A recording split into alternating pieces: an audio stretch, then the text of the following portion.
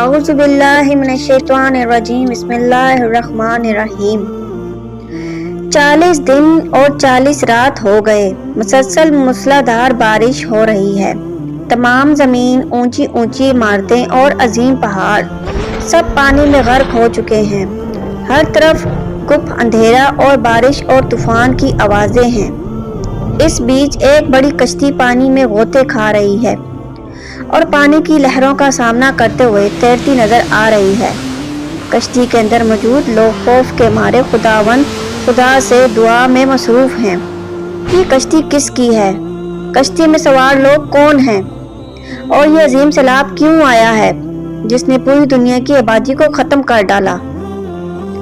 حضرت آدم علیہ السلام کے اس دنیا میں آنے کے بعد ان کی اولاد دنیا میں خوب پھلی پھولی، لیکن ایک مدت گزر جانے کے بعد وہ لوگ خدا کو بھول گئے اور مٹی اور پتھر کے باطل دیوی دیوتا بنا لیے۔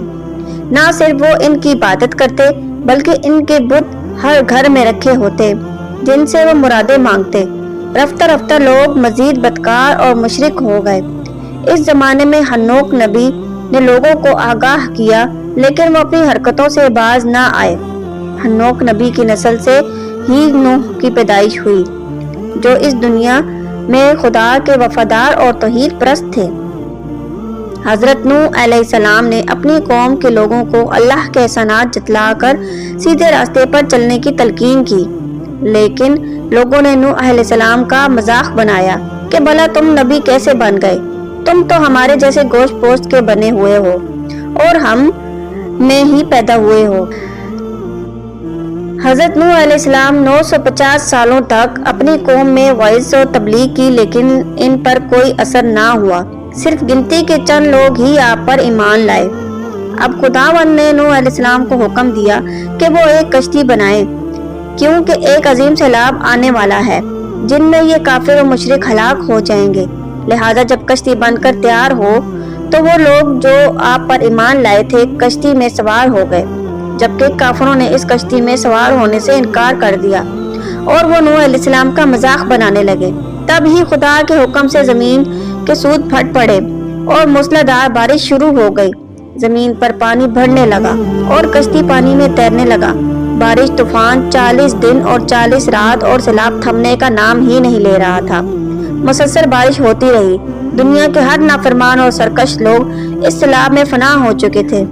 کچھ عرصے بعد خدا کے حکم سے سیلاب تھم گیا اور کشتی نوح ایک پہاڑ کی چوٹی پر جا رکا۔ زمین نے سارا پانی اپنے اندر جذب کر لیا۔ اب خداوند نے نوح علیہ السلام کو حکم دیا کہ کشتی سے اتر جاؤ۔ اب تجھ پر وہ لوگ جو تجھ پر ایمان لائے ہیں ان پر ہماری رحمتیں اور برکتیں نازل ہوں گی۔ اللہ نے نوح علیہ السلام اور ان کی اولاد کو حکم دیا کہ وہ زمین پر پھیل جائیں۔ نوح علیہ السلام نے خدا کا شکر ادا کرنے کے لیے قربانی چڑھائی۔ اس پر خداوند نے نوح علیہ السلام سے وعدہ کیا کہ وہ کبھی زمین کے تمام جانداروں کو طوفانوں کے ذریعے ہلاک نہیں کرے گا، اور اس وعدے کی ضمانت کے طور پر خدا نے آسمان پر سترنگی کمان دکھائی۔ حضرت نوح علیہ السلام اس واقعے کا ذکر صرف قرآن مجید میں ہی نہیں بلکہ کئی مذاہب اور آسمانی صحیفوں میں موجود ہے۔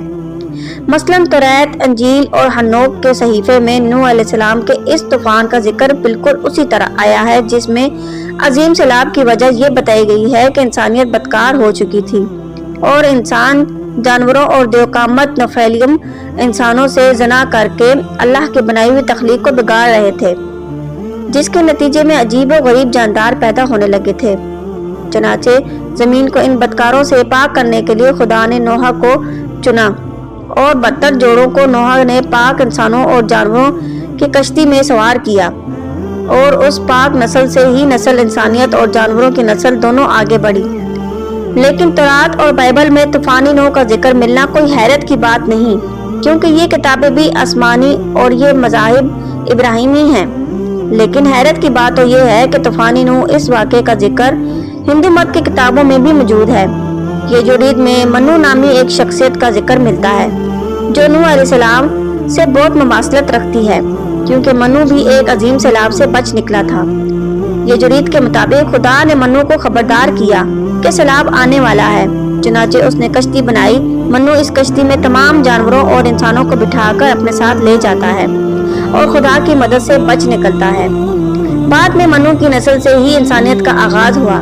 بعض علماء نوح علیہ السلام کو منو قرار دیتے ہیں، جسے جنوبی ہند میں مہانو کہا جاتا ہے۔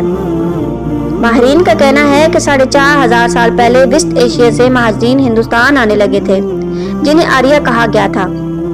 وید انہی آریاؤں کی کتاب ہے، لہٰذا شاہ ولی اللہ جیسے علماء آریاؤں کو کسی رسول کے قوم مانتے ہیں جن پر شریعت نازل ہوئی تھی، جبکہ کچھ ماہرین کا کہنا ہے کہ بیرونی ہندوستان سے مہاجر آنا شروع ہوئے تو وادی سندھ کی تہذیب میں شامل شہروں میں بارش نہ ہونے سے شدید قحط پھیل گئی۔ تب وہاں کے باشندے ہجرت کر کے جنوبی ہندوستان چلے گئے۔ آج ان کی اولاد ڈائیورڈ کہلاتی ہے۔ تامل ناڈو، آندھرا پردیش اور کیرل میں یہی ڈائیورڈ آباد ہیں، لہٰذا عین ممکن ہے کہ مشرقی وسط سے آنے والے مہاجر قوم نوح سے تعلق رکھتے ہوں، جنہیں شاید قرآن میں سابئین کہا گیا ہے۔